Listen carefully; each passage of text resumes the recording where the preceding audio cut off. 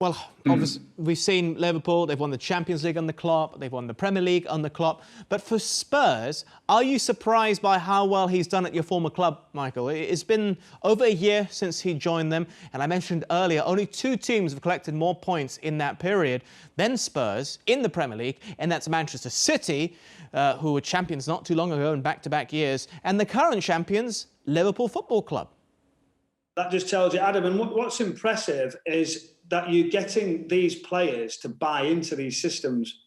So we've seen the system change today from that 4-3-3 that we've been watching Spurs play. Obviously we forget there's no Bale that we expect to be in wide areas, but they've gone to like a 4-4-2 with Sissoko tracking back runners in an unusual position. Bergwijn's been brilliant for him. I think that's why he picks him, because the work rate that he puts in.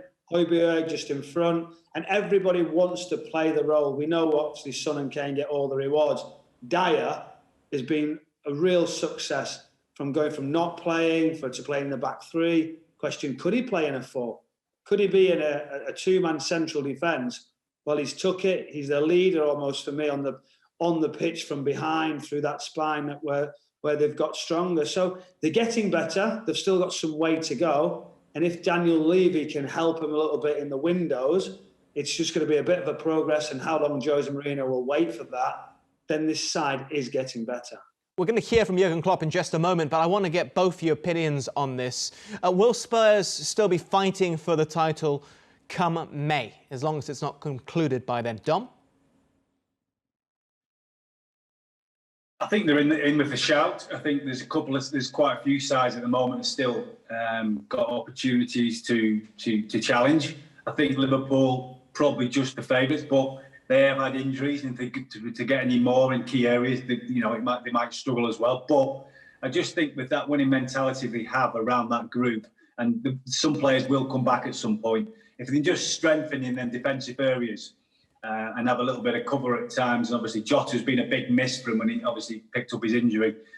People like him, he could add to the squad as well. So yeah, I think I can't see anybody, and it's not me being biased, I just think Liverpool are the most equipped again to probably have success again this season more than any other team, only because of the winning mentality they have and the group of players who buy into everything. And just like you just mentioned, I think Spurs are buying into it under Jose, which is great for them. And they might be the ones that challenge Liverpool as well, again, because it was a great game today. It was a good spectacle to watch. Looking at this in terms of results, Michael, we'll answer the question about Spurs being right up there in just a moment.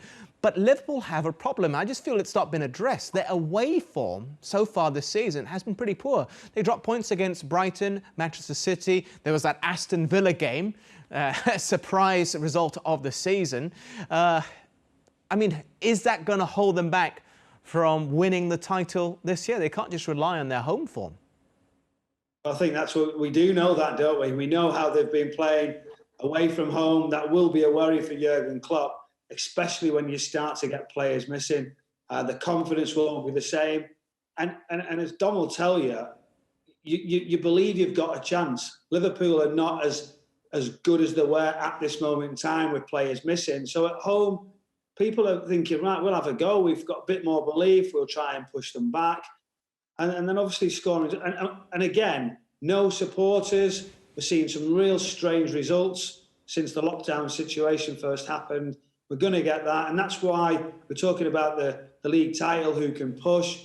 There's going to be some more twists, I'm sure, because you still see the likes of Manchester City not getting results. We've seen what's happening to Spurs, i.e. squad-wise, they're quite strong for the squad, but really to be clinically enough to win the title. So there's lots of ways. Liverpool certainly need to improve it fast. Well, Dom says Liverpool are still slight favourites to retain the title. Who do you think are the favourites now?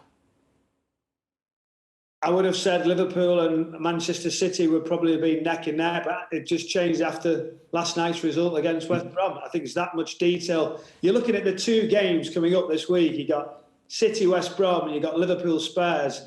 And you look and say, well, who's going to come out where, and is there going to be a little bit of gap created? Well, for me, it's just gone advantage Liverpool. Yes, they've gone favourites now, where it probably was neck and neck with Spurs just underneath, saying, can they get the result at Liverpool? Is that going to put them into a sort of a level playing field. But because it's still the unknown for Spurs, we're slightly behind those two. Let's not forget, Wolves in 10th place have 20 points. 28 points are what Liverpool currently have. And all the teams, bar the two Manchester clubs, have played an equal number of games. So it's anyone's league title, apparently, for this season.